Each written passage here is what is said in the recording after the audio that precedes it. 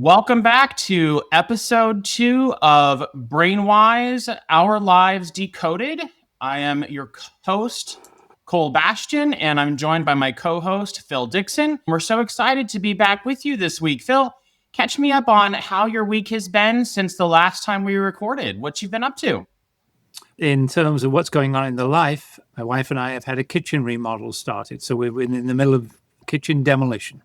It's been chaos. Goodness, I'm sure you're excited about the end product, but I can't imagine the in-between, the sausage-making process of getting there has to be excruciating. It is. From a brain perspective, as well as from the physical perspective of what does it all mean, of the organizing and the chaos that ensues from it. Yeah. Well, go ahead. So one of the things that we talked about last week was prediction. And when you're at the mercy of people showing up and they don't show up on time, that was one of the things I noticed. I got anxious when things didn't happen according to the way they said they were going to happen. Yeah, that can be really frustrating for sure. I'm excited that you're going to have a new kitchen, and hopefully this week the people will show up on time for you. Joey and myself, we have had a pretty good week overall.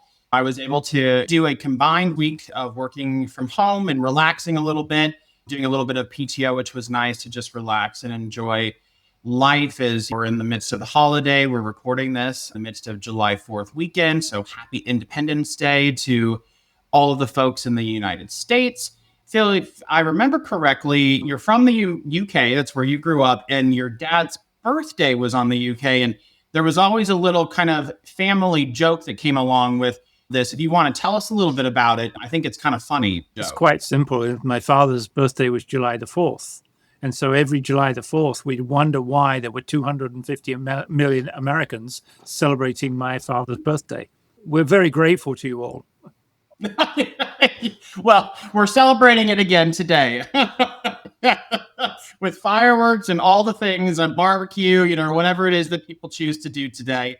We hope that you have a fabulous July 4th if you're celebrating. If you're not, we hope you have a wonderful day today regardless. One thing that we're going to introduce, Phil, that we've been talking about and thought would be kind of cool to do on each of our episodes as we continue the series is doing what we call a BrainWise or a BrainUnwise moment or decision that we either experienced or made during the week from when we recorded the last episode. And what that kind of means is as we go through the week, there's things we experience or decisions we make that either serve us well in terms of helping to encourage our brains and do things that, are good for us from a brain perspective, or things that might not serve us well from a brain perspective. One might be, perhaps I might eat 3 or 4 bowls of ice cream one day. One might say that's a good thing for the brain. Another might say that it's not from a perspective of I'm eating too much sugar, right?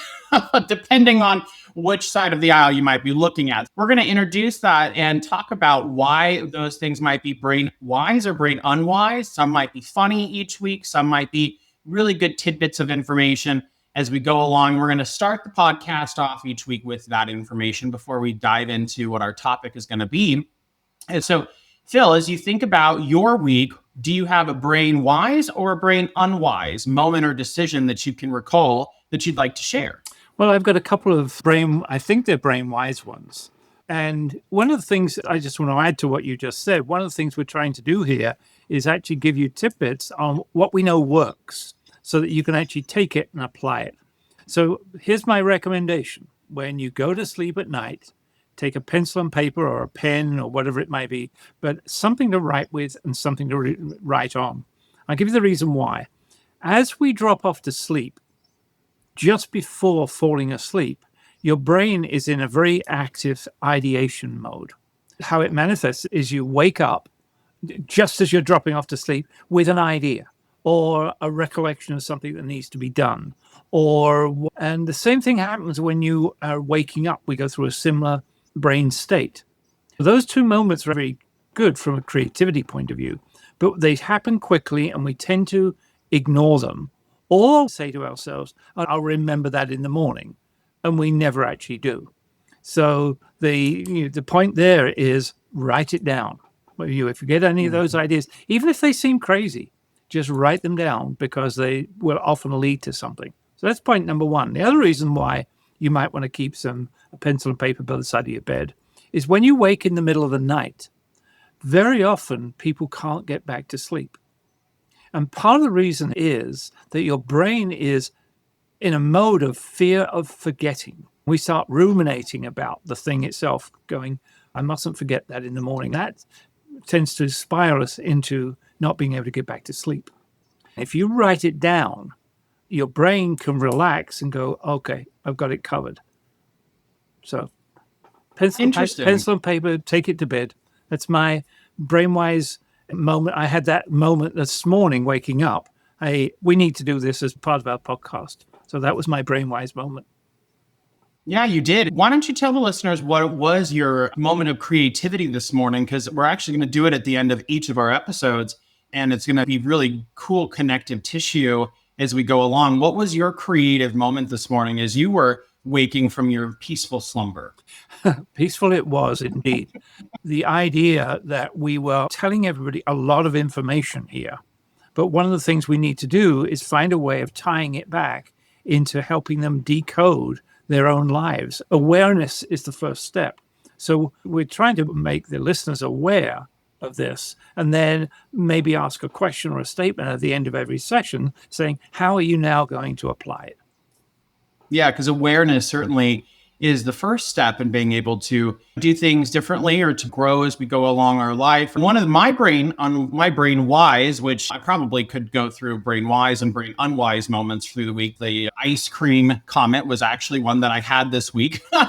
So that was a real one. I was actually in a moment where I was like, you know what? I'm just really feeling like I need some encouragement for whatever reason. And of course, I chose the wrong thing because I am a sugar addict. Right now, with it being so hot outside in Georgia, ice cream is just my go-to. So I ate one more bowl of ice cream than I probably should have, which is certainly not a good thing or the BrainUnwise decision ultimately in the end. However, I did have a BrainWise moment this week over the last month. I've been seeing a therapist because there's just been so much going on in my life, both professionally and personally, that I needed to talk things out and see things from a different vantage point. There's been a particular situation lingering in my life, and my therapist asked me, have you taken a moment to reflect and forgive the situation and forgive yourself and forgive others in that situation for what happened?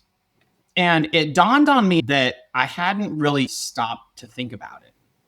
Since all of that happened, there's been so much, and I've just been going. If you talk to my spouse or anyone else in my life, I'm kind of a busybody and always doing something. I very rarely take time to stop and reflect on those things. And so when I did that, I realized I probably hadn't. And when I did, I was able to say, you know what? I need to forgive. And I did. And there was such a moment of relief to be able to say, gosh, I do forgive. I am able to move forward. And I was able to lift this weight that was off my shoulders at that time. So it was just the moment that I experienced from a brain perspective was there was this, I described it as this weight that was sitting there, this like rock that had going along with me in this journey that I knew was there, but couldn't consciously describe. And then when we talked about it and I was able to say out loud, yeah, I'm able to forgive from this moment, I was then able to move forward.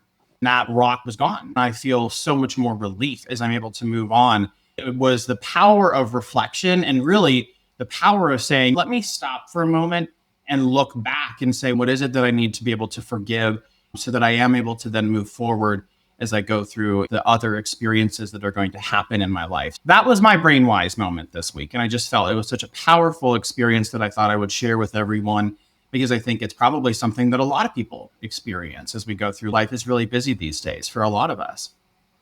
So can I piggyback on that for a moment? Absolutely. So first one is there is a technique for creating new habits. Remind me about that for next time you decide to go to the refrigerator and pull out a box of ice cream. I will. In all seriousness, one of the things that traditionally when people try and break a habit, we work with the conscious part of the brain to break the habit, yet the habits are in the non-conscious part. So you need to actually reestablish a non-conscious approach to a new habit. We'll talk about that at some time in the future. The second thing is those moments you said you took some time to reflect, they are really powerful moments for the brain. And you can even add something to it, not always, but sometimes you might choose to, which is while you're taking those moments to reflect, do some deep breathing at the same time. It turns out if you do 2 minutes of deep breathing, take between 10 and 12 deep breaths in those 2 minutes, it actually sets your brain up for better able to deal with stress for the next 2 to 3 hours. So, Wow. so That's awesome. you can get a double whammy on reflection.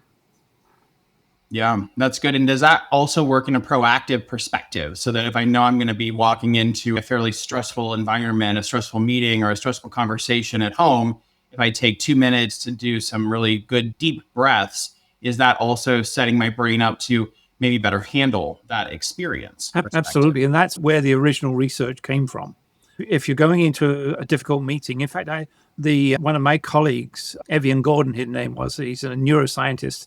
He's still at my age. He would still, if he was going into a difficult meeting, stop and take 2 minutes of deep breathing to reset his brain. If you can do it in the morning for 10 minutes, it impacts your ability to deal with stress for the next 24 hours. If you do that 3 times a week for 6 weeks, it starts to impact your ability, your threshold ability of dealing with stress. So deep breathing is very powerful. I'm sure people are capturing that as a note. I certainly know I have, to add to my list of things that I can do for self-help as we all go along this journey of improving our life. So with that, it's a perfect segue, Phil, as we look at the meat of the podcast today is around one of the 5 dynamics of the non-conscious part of the brain, which we talked about last time in our first part of our or the first episode of our podcast.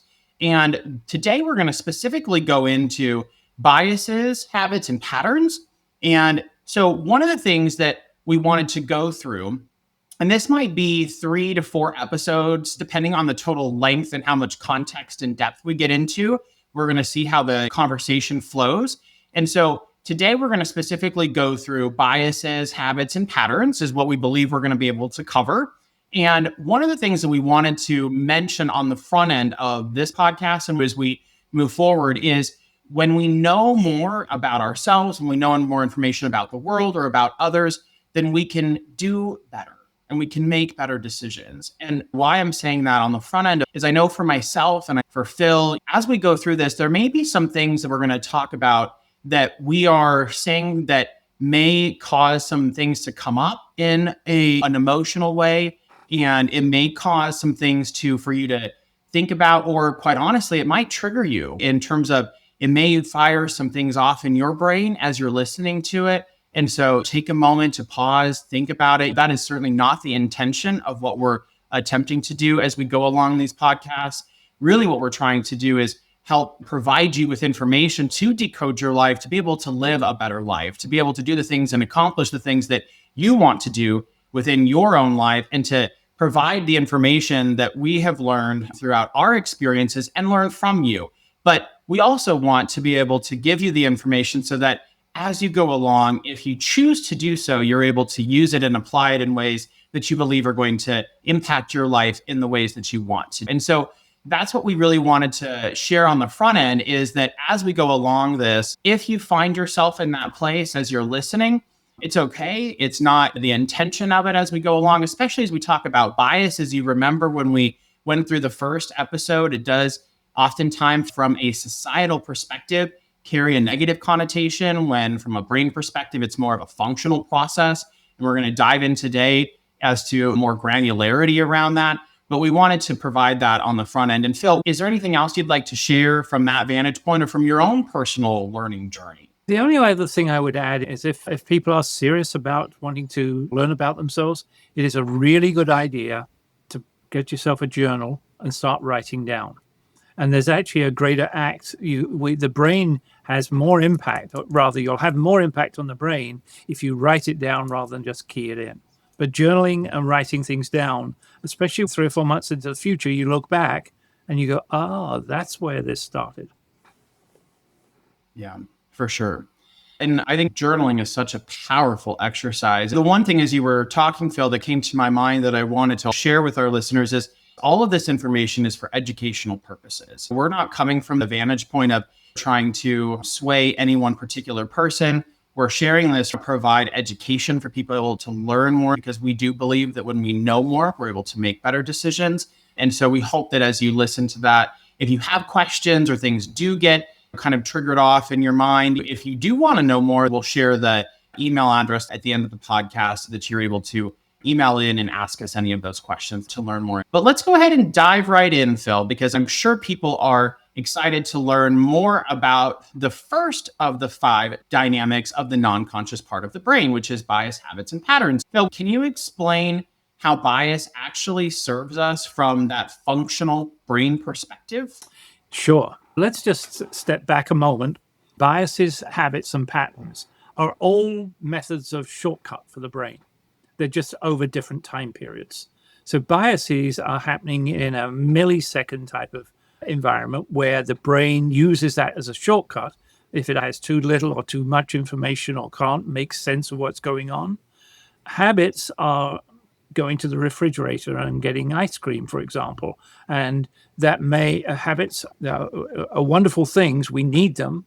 And patterns are over even longer. We notice every weekend that Charlie never comes in on time on a Monday morning. There might be some reasons behind that. So habits, patterns, biases are our brain's shortcuts, so it doesn't have to think as much.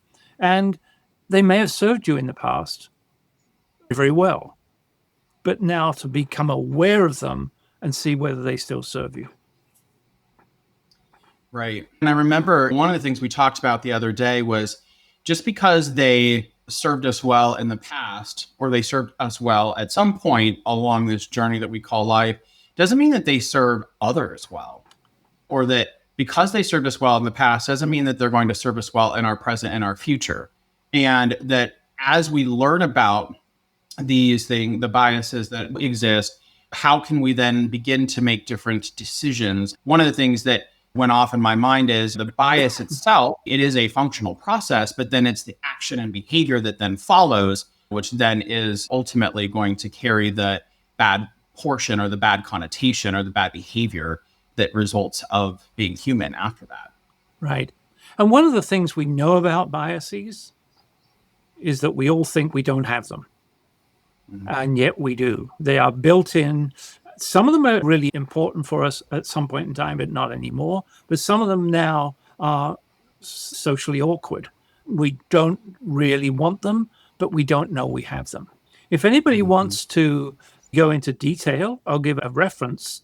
It's called the implicit association tests. I think it's run by Harvard. And you can check out whether you have biases around certain things. Do you have a bias about gun control? Do you have a bias about tennis? There's whole hosts of subjects. You can test yourself whether you do have an implicit bias or not. One of our biases is that we tend to see biases in others easier than we see biases in ourselves.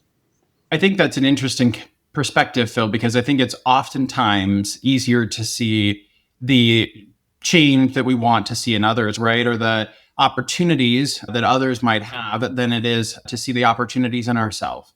It's a lot easier to put the mirror in front of someone else than it is to turn the mirror around and look at ourselves. As you were describing the different types of biases, can you break them down, like the social, cognitive, and then the neurodiversity bias? What makes each one unique?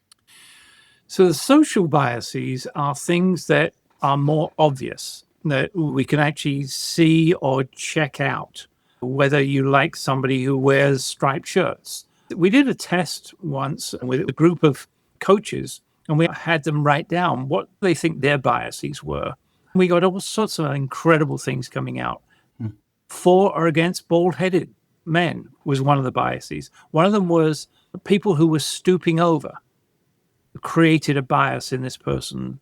Somebody who chewed gum automatically assumed that they were not as intelligent. I'm sorry for the people who might be living in Alabama, but this person had a bias against accents from Alabama. So those are the things that we'll call social biases.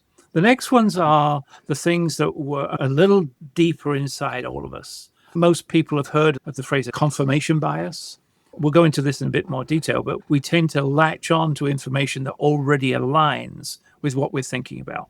That's a confirmation bias. We tend to have what we call a status quo bias.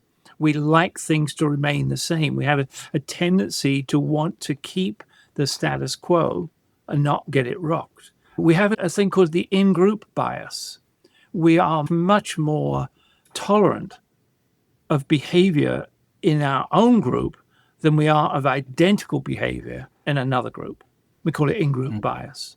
The third is what we call neurodiverse bias, and that's behavioral patterns. By nature, I'm an introvert. And when I'm around extroverts, I sort of close down, and there's a bias for me in the way that people behave. Some people love attention to detail.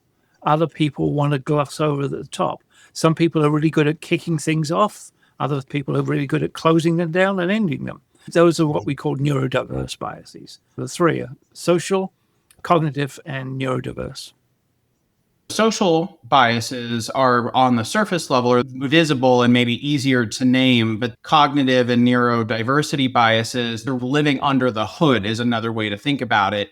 And so from an organizational perspective, those are often the hidden layers that drive workplace decisions. If we're not aware of them, people don't realize it's happening. So we in an organizational perspective, include training and try to go through from an educational perspective, how do we help people begin to unpack some of those things and become aware so that we can create a more aware workforce so that people can make different decisions so that it's not driving workplace decisions or team dynamics. As we talked about at the beginning of the podcast, the more we know, the better decisions we can make from that perspective. Yeah, and they're happening instantaneously for many of us. An example might be a manager who is looking to hire someone. They get a resume through Indeed or wherever it might be these days. The instant you see a name, you will associate something with that name.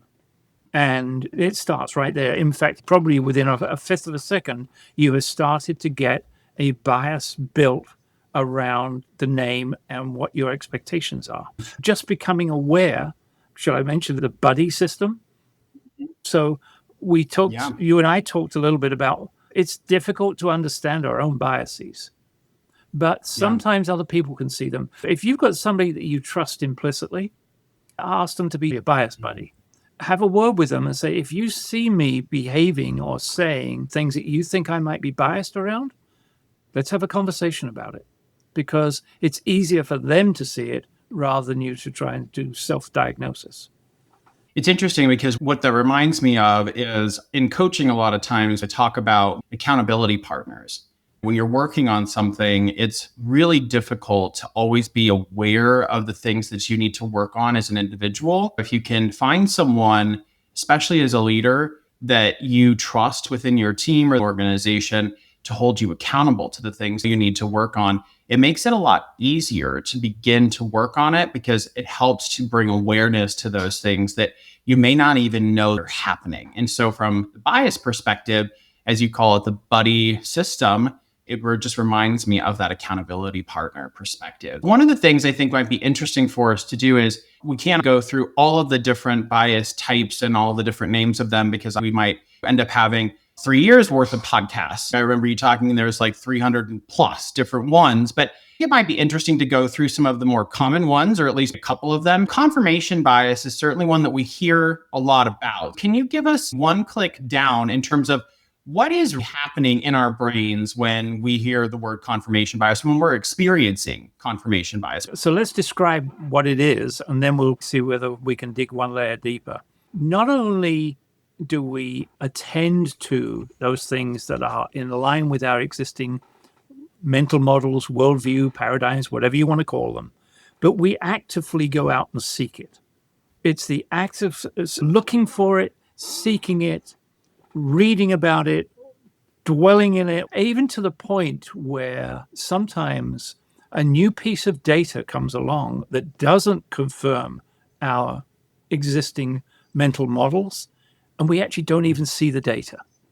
And this was, I think the guy's name was Kuhn, wrote this, The Anatomy of Scientific Discovery. And he found that even scientists who you'd think are trained to be objective couldn't actually see the data that was outside of their hypothesis. Now, what's going on in the brain is we've got mental models that define pretty much everything. If something matches that mental model, some new piece of data comes along that fits into your mental model, we actually get a sense of reward. It's actually, and we'll come up across the names, we get a little hit of dopamine. Makes us feel good, right? When something matches, oh yeah, that fits in. When the opposite happens, that something comes along that doesn't fit in with our mental model, that actually causes the brain pain. And so we tend to reject it. We don't like pain, and therefore we're going to push it away. Right. Interesting. Phil, when we think about from a workplace perspective, there's obviously 300 plus different biases that have been identified.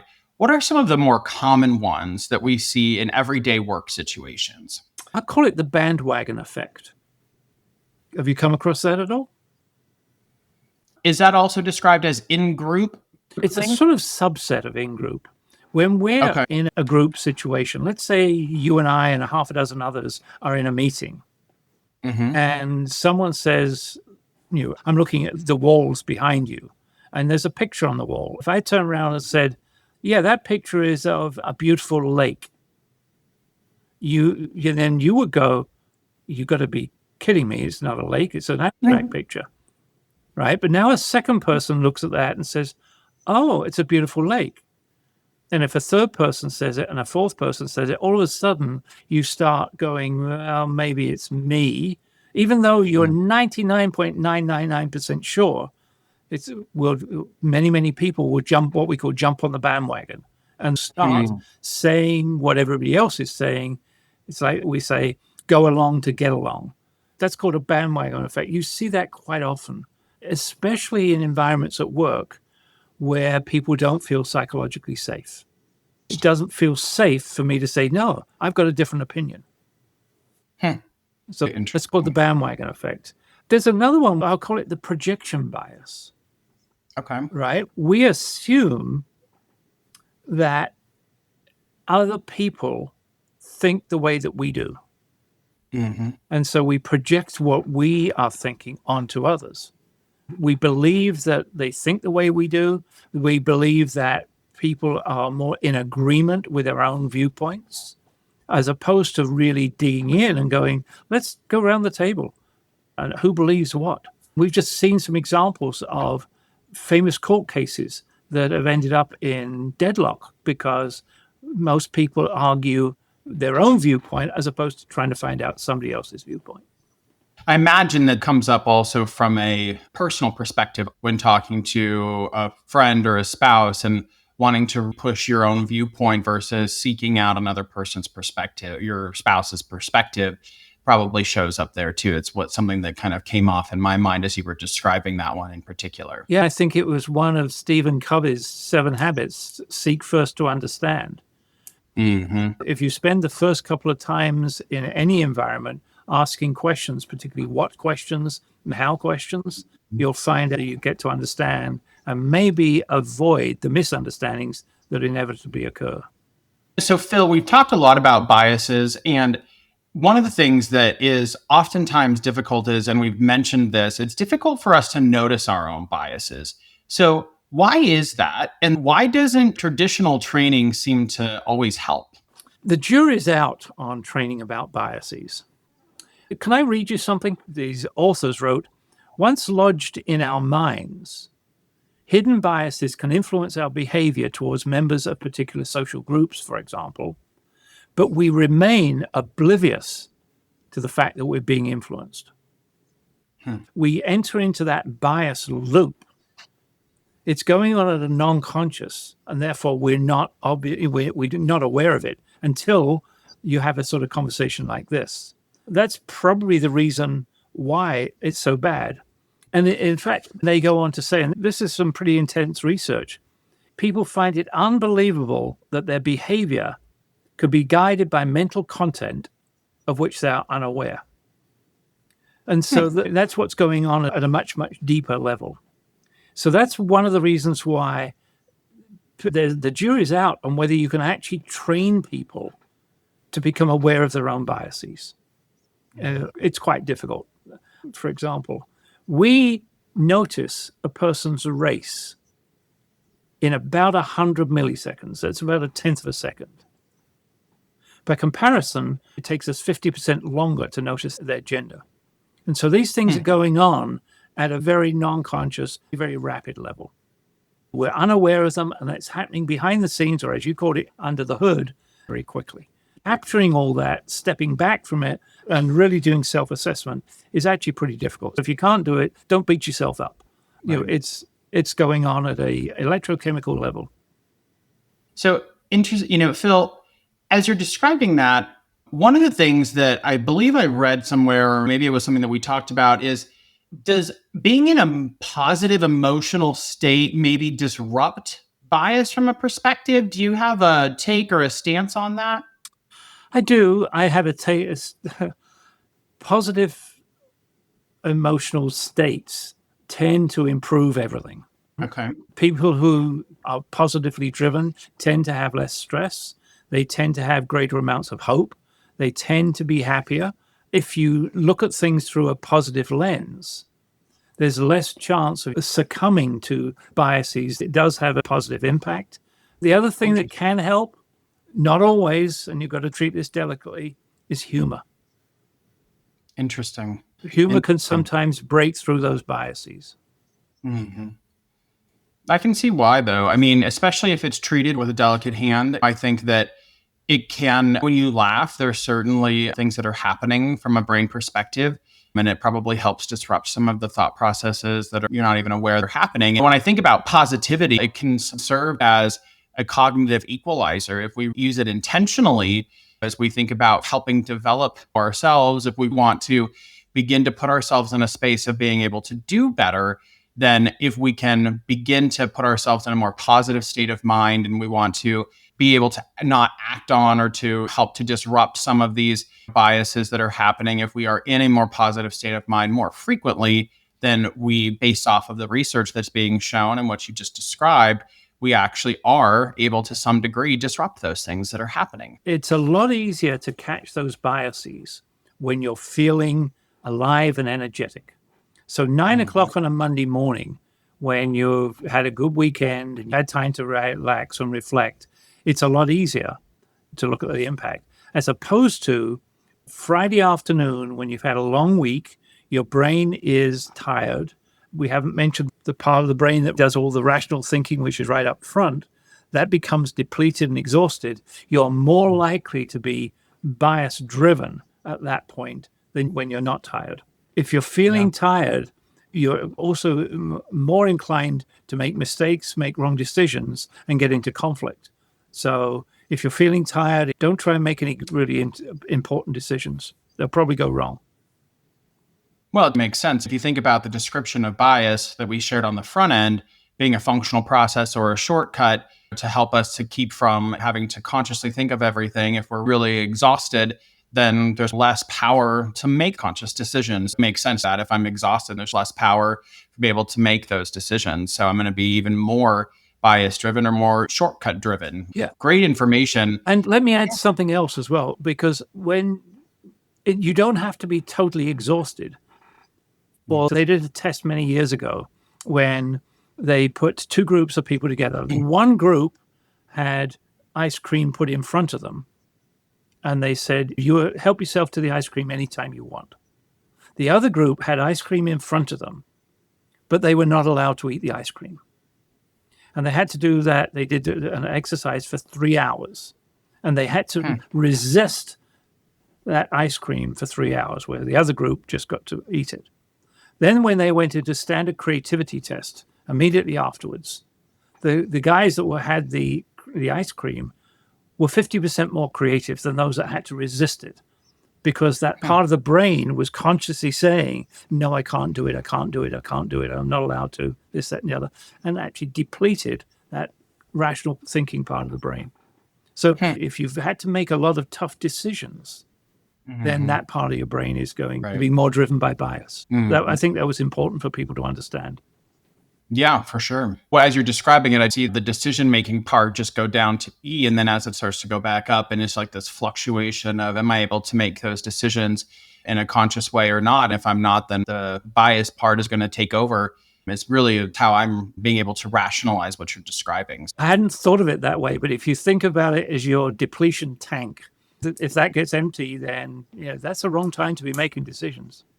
Right. I was thinking of it as like E and F. Am I on E or am I on fold? There we go. That's a good, that's a good tip for people. Right. Well, let's switch to habits, Phil. As we talked about biases, I think we've given some really good information for folks to think about, reflect on, and journal about as they go through over the next several weeks. But let's switch to habits. And what is the brain actually doing when we form a habit? Well, first of all, let's talk about what a habit is. And then I'll read this because in the American Journal of Psychology, they're very interested in habits. And they talk about a habit as this: from the standard point of psychology, is a more or less fixed way of thinking, willing, or feeling acquired through previous repetition of a mental experience. So it's something that happens again and again. Charles Duhigg, in his book, divided a habit into three things: a trigger, a procedure, and a reward. So I'm going to get personal with you for a moment. Is that okay? Yeah. Did you brush your teeth this morning? I did. Yeah. Why? I know it's good for my teeth. That's your reward. The long-term reward. What was your trigger? I don't know. I'm not sure. Probably getting up, waking up. Yeah. I have a routine. I put my eye drops in, then I brush my teeth and put my contacts in. Yeah. It's a habit. So it becomes a habit. You don't have to think about it. Exactly. So for the people who are listening, I'm going to guess that most of us have that habit every day. We wake up, we go through a routine, and there's a reward. Good for your teeth. We also know the reward might be that you'll be more socially acceptable. That's a reward too. Because habits have that part to them, which is the trigger, the process, and then the reward. But we talked a little bit about getting tired as well. What can trigger us for a habit can change depending on our mental state. If we're tired, we might get triggered by different things than if we're not tired. So we don't necessarily have the same habits all the time. Depends on what's going on. For example, when you're at work, if you're really under stress, what are the habits that start to show up? I guess I've never really thought about it. So let's think about some of them that it might be. Some people go straight to micromanaging. Yeah, that comes up a lot for people, especially as I coach them. Yeah. Some people start to gossip and they call people and, can you believe what this person just said? Absolutely. Some people pull inward and don't talk. They just go into task orientation mode. Yeah, they can get very directive. Some people tend to avoid action. Yeah. Whereas other They get people go paralyzed. straight into action. And some people just say, get out of the way, I'm going to do it. So how we respond, it's a habitual pattern that comes out at work. I'm going to guess as well, for me, people, it comes out at home. Finding out what your own habitual patterns are is very powerful, because until you find them out, you're unlikely to be able to do anything about them. So that's the habit side of it. I strongly recommend people, if you're listening, find out what are your own habits. If you've got a significant other, I bet they can tell you a lot quicker than you can find them out yourself. I was going to ask, what is one tool or one BrainWise tip that we might give them to uncover a habit? Because I think it's good in practice to be able to uncover them and determine what our habits are. I know what some of mine are when I get into a state of, I get a little maybe depressed or I get a little downtrodden where it's in a state of uncertainty. My immediate go-to is I want to eat a ton of sugar. I know for a fact that's what's going to happen every time. I think people can be aware of it and maybe in their non-conscious mind, it's just happening and they're not even aware that it's a habit. But how can people begin to be aware, Phil? What's one tip that you can give them, asking a spouse or a good friend or someone, but maybe someone doesn't have a person that they feel comfortable with? What's a tip that someone in that vantage point might be able to do? I'm thinking about probably the easiest one is the point you mentioned early on, and that's reflection. So if you've had a meeting or a conversation or an argument or something, reflect on it. And what were the things that you did that you go, oh, I see, I do that fairly frequently. Yeah. So, and if you can, first of all, if you can do it, but you're on your drive home or you're sitting at home in the evening, 3, 4, 5 hours later. Over time, practice reflecting a little sooner to the point where you reflect immediately after it happened. And that we call the aha moment.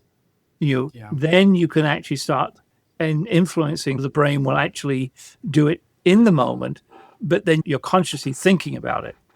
Eventually, if you keep doing that, it will become a non-conscious process.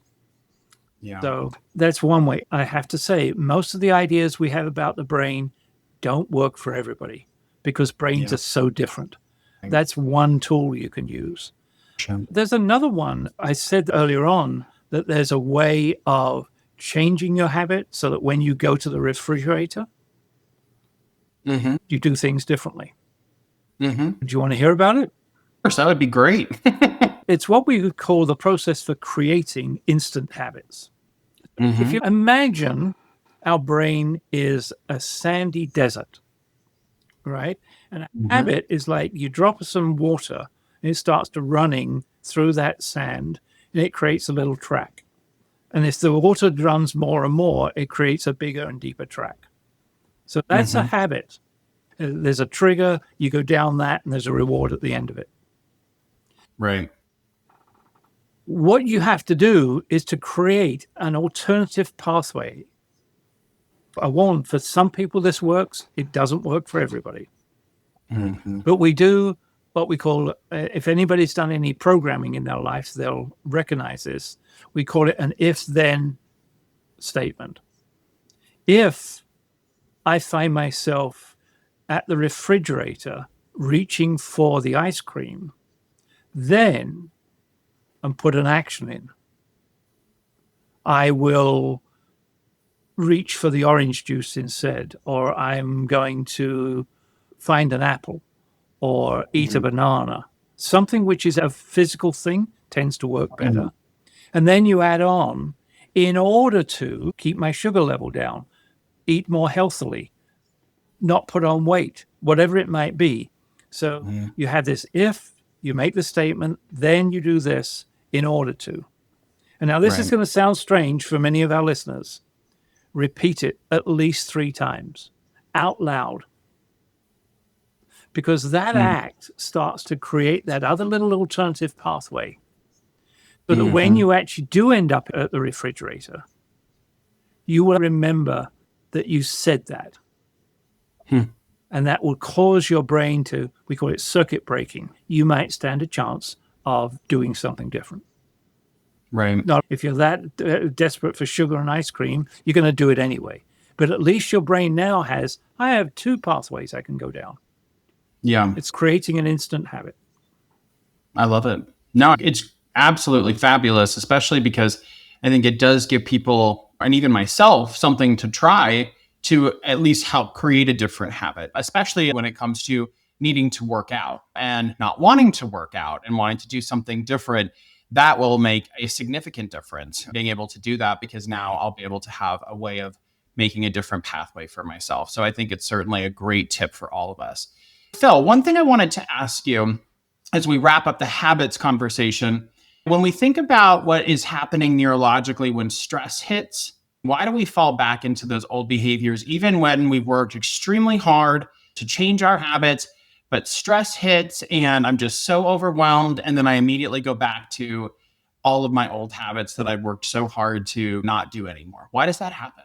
Well, I'm going to answer that briefly because at some point in time in the future, we're actually going to start talking about what I call the brain's struggle.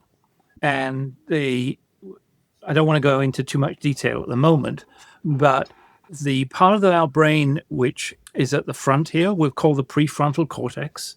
We won't do too many brain titles, but we need to know that one.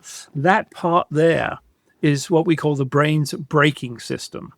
It prevents the irrational, emotional, bias-driven part of the brain. It's tamped down by this prefrontal cortex. When we're under stress or we're tired, that prefrontal cortex gets closed down. The braking system, which is closing down the enormous power of that, the bias and the habits, we don't have the ability to tamp it down anymore. And so that's why it comes roaring through. We're going to go into a lot more detail about that in another podcast. Absolutely. Well, thank you for sharing. And as we transition from habits now and into patterns, tell us, Phil, what are patterns, first of all? And then what's the difference between a pattern and a habit? So time frame, really, Okay. and probably impact, but patterns. So patterns are much around the things that we do overall in our life. Let's see if I can come up with some examples. There's some where I'll call them ultra short-term patterns. And if somebody, I mentioned earlier on that I tend to be an introvert. So a pattern of behavior I have is if there are extroverts in a meeting, I will tend to go quiet and just withdraw. It's a pattern of behavior and people will see it again. Or for some people, it will be exactly the opposite. If there's an extrovert in the room, or a woman thinks that they're the smartest kid in that room, then a pattern might be, I'm going to try and shoot down every one of their ideas. So that's what I call ultra short-term patterns. Behavior. Every Saturday, I go and play golf in the afternoons. Do it all the time. And if I can't play golf, I get anxious because I'm not able to live out my pattern. By the way, I don't play golf. How good are you? I'll ask you, how good are you at starting projects? Pretty good. Yeah. How good at completing them? Relatively good. Okay. A lot of people will start a project and then a pattern might be, hey, I get bored with it, or it's too difficult, or I can't afford it, or whatever it might be. So those are some of the longer term patterns. One of the patterns I had when I was much younger was that I would get bored with my job after about 18 months. And I'd change job about every 18 months. In my early career, that was actually good because I was in the computing field and it kept me fresh and vibrant. But it wasn't to become fresh and vibrant. It's just because I got bored. And they range from hour to hour through to 18 months, 2 years.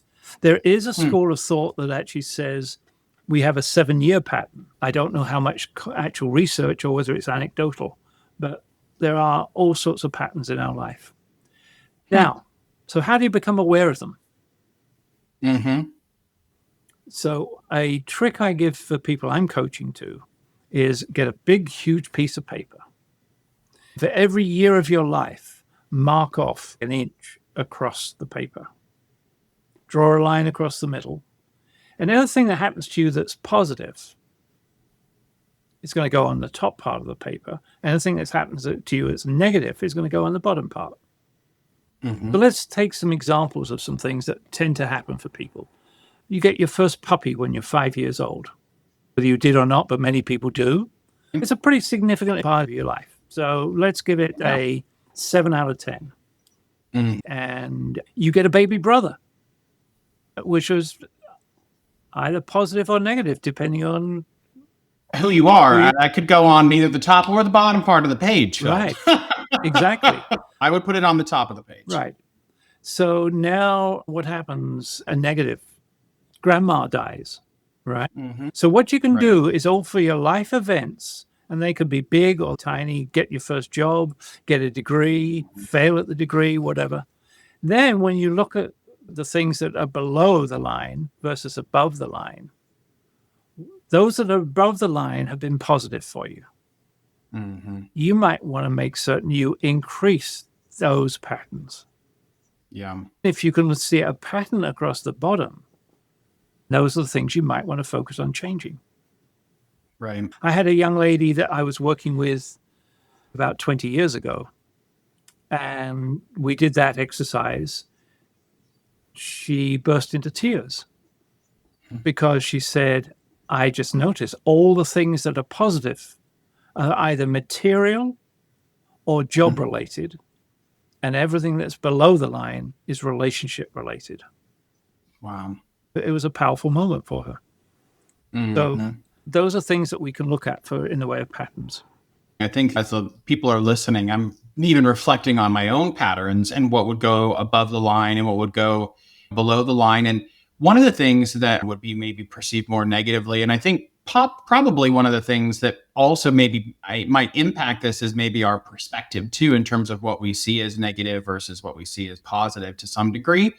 I have an interesting question for you, and I am going to kind of throw it maybe out of left field. One of the things I was thinking about as you were describing this are mental models in terms of how we see ourselves and how that manifests in behavior throughout our life. Can that be seen as patterns, or can that manifest as patterns throughout our life? It tends to, so the answer to both those questions is yes, but it tends to be our mental models can be a cause of a pattern.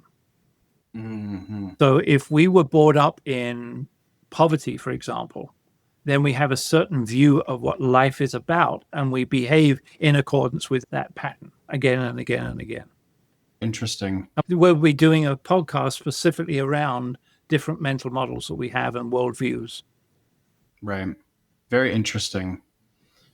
So I have another question for you. When we're under stress, how do bias, habits, patterns, how do they all collide when we're under stress? Or do they collide when we're under stress? They do, because again, we talked about the brain's braking system. When it's not in control, patterns, biases, habits, and any others all tend to come roaring to the fore, and they start driving the car rather than the rational part of the brain. Right. Very interesting. I think one of the things, Phil, as we go through all of this, as we begin to think about how we decode our life, and the premise for this podcast series as we go on episode 2 and episode 3 and beyond is how do all of these particular pieces, bias, habits, and patterns, how does knowing about all of these from your perspective, and I'm going to ask you to explain it from two perspectives. One, from a theoretical and practical perspective, how does it help others decode their life? And then from your own personal journey, how has it helped you decode your own life? Wow. So I think part of it is being aware and knowing. We talked about that at the beginning. The more you can become aware, it's almost impossible to change something until you become aware of it. Becoming aware of what it might be. And I'm going to give, when we wrap up, we're going to give people an exercise they may choose to do. Understanding the mechanism going on in the short, medium, long term, biases, habits, and patterns. If we can understand what they are, then we stand a chance of saying, do they still serve me? Do they serve me? And is it in my surroundings' best interest that I keep doing that? And if the answer to that is yes, God bless you. If the answer to that is no, there might be a better thing that serves me to do things differently in the future, then there's a change.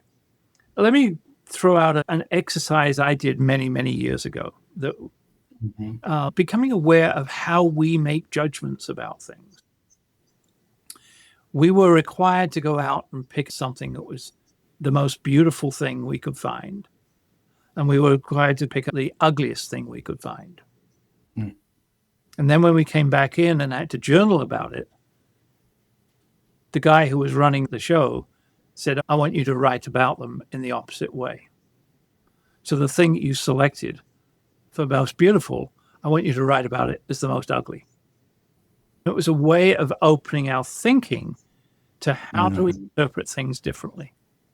Yeah, for sure. It's really powerful. When I think about it from my perspective, organizationally or giving kind of some thoughts from my experience.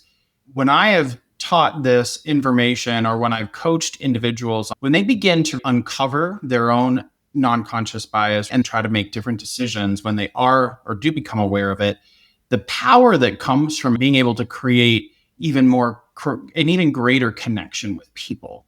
And I've seen it when it's from leaders to their people, leaders to other leaders, or even within, individuals to their spouses or with friends. When you're not really aware of how those things are impacting your relationships and you do become aware and then are able to make a different decision, the relationship dynamic that can be changed by simply making some different decisions when you are aware can truly make a more powerful connection between the two people. And I know that for myself, I have been able to make that is one of the most powerful things from decoding my own life. I can share that from my perspective is how I've been able to apply that in my own relationships as I begin to think about my relationship with my spouse, family, and friends, whether it's from the bias or habits perspective or from the patterns perspective. Am I showing up in a way that isn't serving me well any longer with my spouse or with my friends, that's ultimately not going to allow me to have a connection with them that is what I want to have for the future? As we look at the topic of today's podcast, bias, habits, and patterns, the first of the 5 dynamics of the non-conscious brain, how can you apply it within your life to help you decode some things that might be happening or what you might want to do in your growth perspective? And so I'm going to leave our listeners and our viewers with 3 particular questions that I think might be really helpful as we do some reflection over the next week or so. The first one is, when was the last time your biases shaped a decision? And what was the decision? What happened from it? And then what was one habit that you maybe want to examine more closely?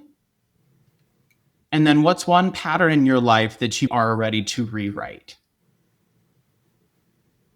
So Phil, as you think about the information we've shared on episode 2 today of BrainWise, Our Lives Decoded, how would you like to summarize the episode, and what is the exercise that you want to give our listeners to apply this in their own life? I think I'm going to give an example in my life.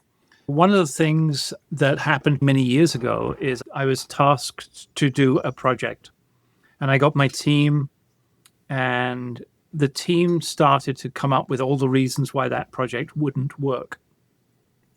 This is 40 years ago.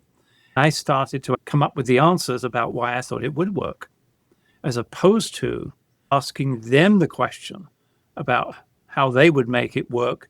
One of the patterns for me was, don't jump in and assume that I've got the answer.